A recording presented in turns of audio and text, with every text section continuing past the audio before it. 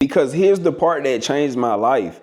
I used to think that I had to wait until I was fully healed to show up again. But the truth is, sometimes healing happens when you're showing up. In 2024, it wasn't just a job loss. It wasn't just the money. It was what it did to my identity. Because when you lose your routine, you don't just lose structure. You start losing confidence. And when you lose stability, you don't just lose income. You start losing hope. And when you lose momentum, you don't just lose progress, you start questioning your own worth. Not pretending, not being performative, but being real. Letting your light shine doesn't mean you're perfect. It means you're present, and it means you're willing to be used.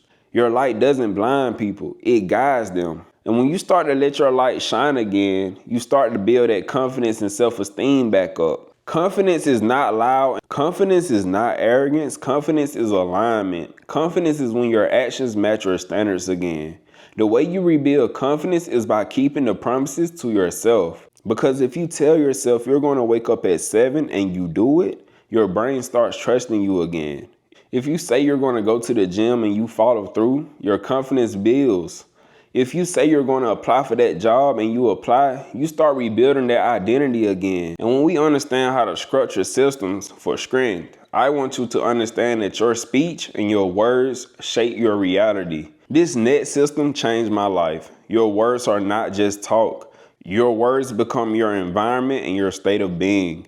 Because the voice you listen to the most is your own. So if you wake up saying I'm behind, I'm broke, I'm stuck, I'll never recover, I'm failing, your mind accepts that as truth and you start living like it.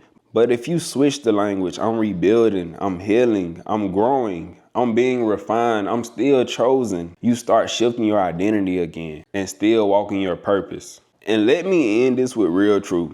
Mental health struggles do not mean you are weak.